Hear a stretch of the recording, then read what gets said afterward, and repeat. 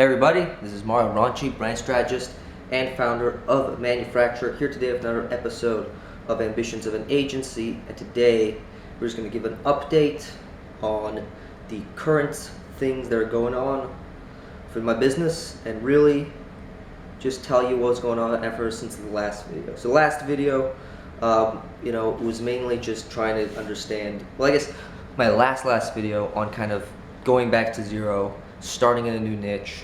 There was a whole different sort of thing I had to start now, kind of start from basically the zero. The stuff that I had done, 1 year back with the real estate brokers, I had to do now with the education companies that I've been trying to target. And the education niche has been a much better response since last time.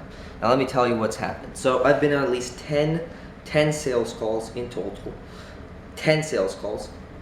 And I figured out that really the problem that these guys are having is the value proposition. They cannot articulate these various this very technical sort of stuff that they do, whether it's educational consulting or it's ed tech, which is technology for schools, different types of technology for schools that help teachers get better at teaching their students, whatever it is. It's very highly technical stuff, and they need to communicate this value prop and return on investment to teachers and students and parents and all these different type of decision makers. What I've noticed is there's a bunch of decision makers in the education space, but the main two that come to mind are really the principal and the IT director, the superintendent. One of those people are usually the people, because the IT director usually has to implement the program or tell people about the new technology, as responsible for the new technology in the school, and the superintendent is like the CEO of a business, except it's a school, and they are always thinking about the ROI for themselves, which is the image of the school, how the school looks like, how up to date is it, how relevant is the curriculum, all this type of stuff. So a various amount of things that I figured out, and through 10 sales calls, I've got one interested that seems to be, that wants to talk about a quote tomorrow.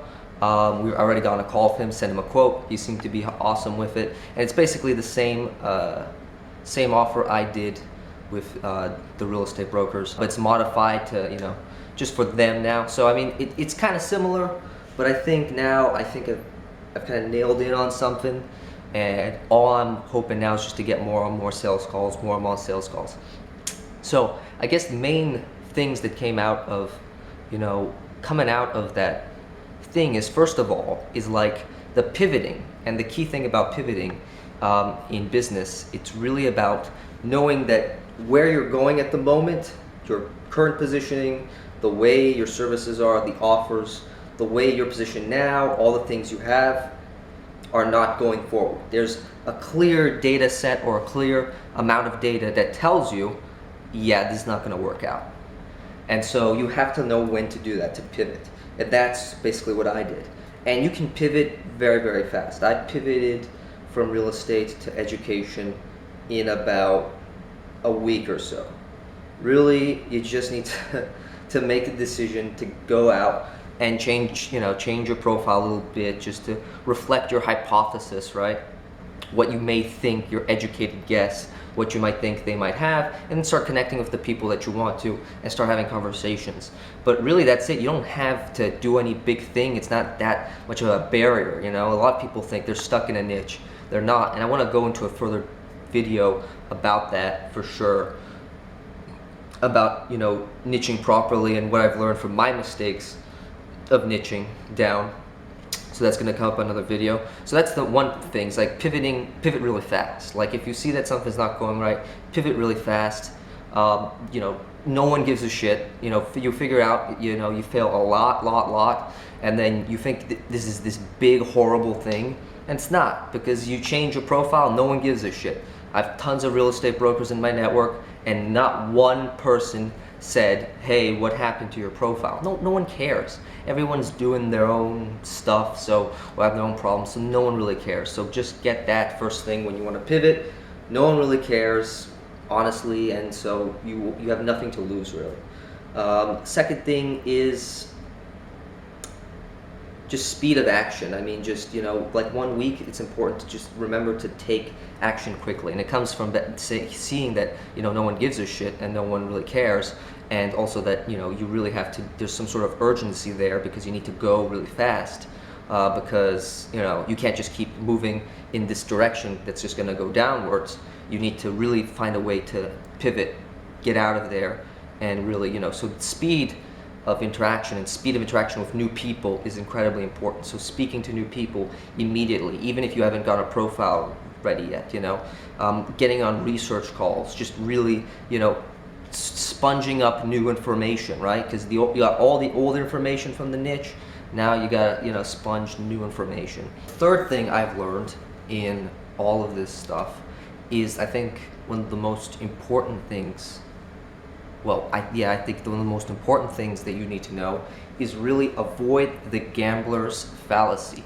And what is that? That's just a psychological term, basically used in casinos, but usually people who gamble a lot of money in casinos, the more they're invested in the game, or the more time they spent in a game, they're going to, keep going, even if the game looks like it's not going to end well for them, So they're going to keep betting, because they've already invested so much in that they're not going to stop at this point, because they would think it's worthless to get out of the game, because they've invested so much time in it. Where it's actually quite the opposite. And this happens in business as well.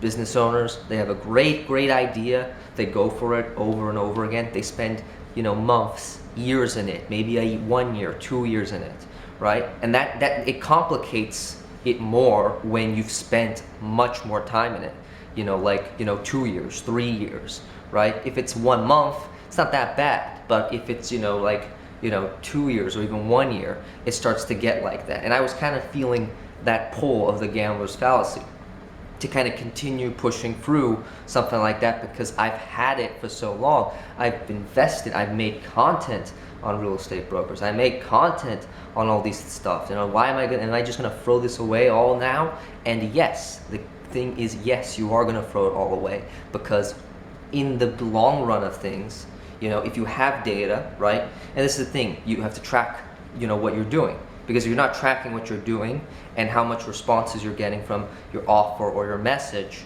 then what happens? You can easily fall into the gambler's fallacy.